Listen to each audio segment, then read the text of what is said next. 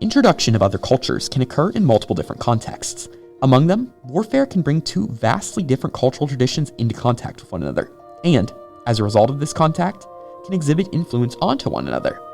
Though the exact influences depend on the circumstances of the cultural contact, certain cultural and political institutions were shared and molded by interactions between Greeks and other groups because of these times of war.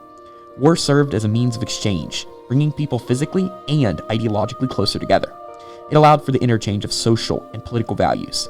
Through this video, we will examine the influences of the Persian Wars, the Peloponnesian War, and the conquests of Alexander on three aspects of Greek culture.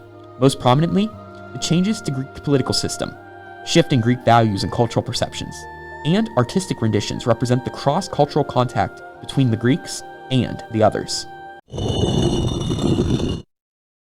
The Persian Wars were a period of extended conflict between the Greek city-states and the Persian Empire, starting in 490 BCE, with the demands of the Persian king, Darius, of Athenian submission.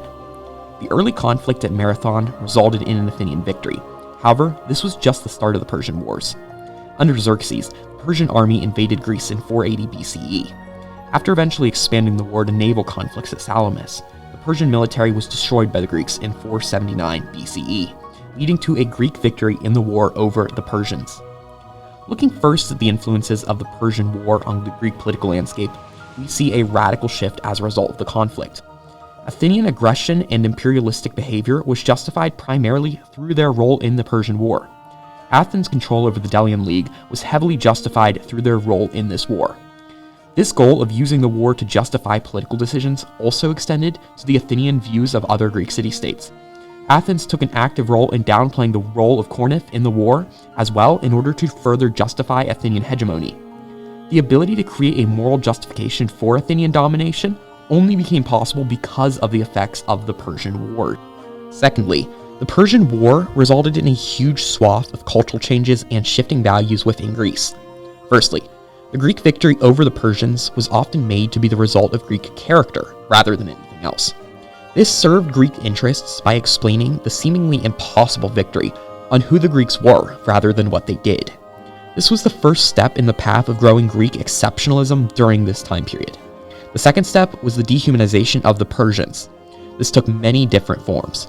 As one example, the Persians became the stereotypical barbarians, so much that the artwork of groups like the Trojans or the Amazons were depicted in Persian dress.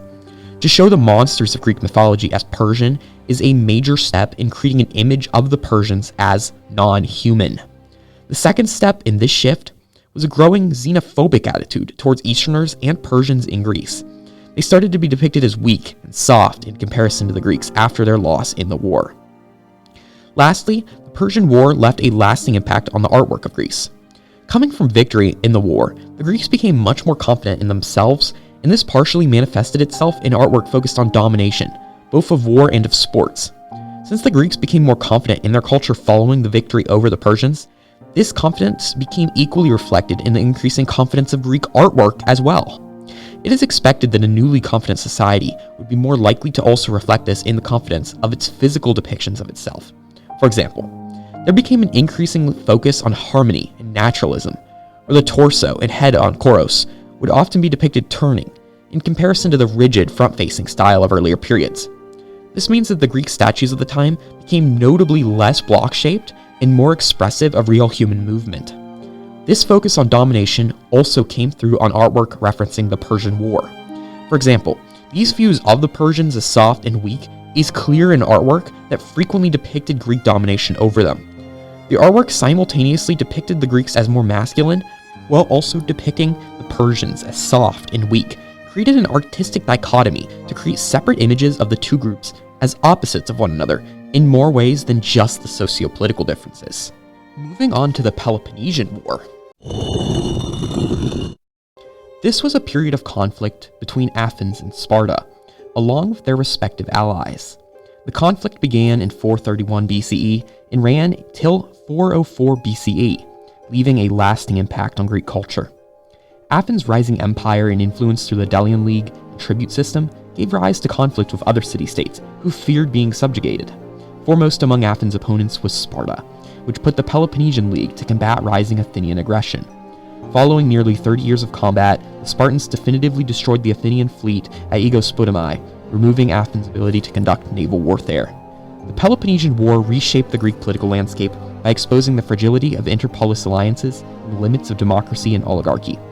Thucydides' account reveals how Athens' imperial democracy and Sparta's oligarchic conservatism each strained under the pressure of total war, leading to civil strife within numerous city-states. Sparta's eventual exploitation of Athenian overreach reflected a shifting balance between power and security, demonstrating that Greek politics had moved from cooperative defense to systemic rivalry.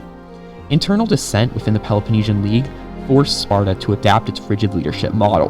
By the war's end, Greece's political system was fractured, dominated by short-lived hegemonies, exhausted and battered democracies, and deep distrust among different cities. The war also produced a profound moral crisis, as Greek values of honor, moderation, and civic virtue gave way to fear and opportunism. Thucydides' analysis of the Corinthian civil war depicts the collapse of shared moral language and the inversion of meaning in political discourse. Quarrels and wickedness spread across Greece, disrupting the normal flow of life. This ideological erosion depicted deeper changes in how the Athenians and Spartans conceived leadership, justice, and collective purpose. The prolonged violence normalized deceit and betrayal, corroding ideals of Greek unity that had once defined the classical ethos. The war's brutality left a deep psychological legacy of cynicism towards political virtue, replacing the civic idealism of Periclean Athens with harsher realism about human motives. Culturally, the Peloponnesian War displayed a turn from idealism to introspection in Greek art and literature. The confident monumentalism of the earlier classical art, particularly that following the Persian Wars, gave way to works marked by tension and complexity, reflecting a society disillusioned by conflict. This aesthetic shift paralleled a broader reevaluation of moral vocabulary. Artists and dramatists like Euripides mirrored Thucydidean realism in exploring suffering and moral ambiguity. The war's devastation also undermined the civic patronage system that had sustained Athenian artistic domination, decentralizing cultural production across Greece. In the aftermath, representations of heroism, leadership, and fate became more skeptical and individualized, embodying the intellectual and emotional aftermath of a war that redefined the Greek understanding of power, justice, and human nature. Alexander of Macedon was born in 356 BCE and was a huge influence in the world during his reign in Macedonia until his death in 323 BCE.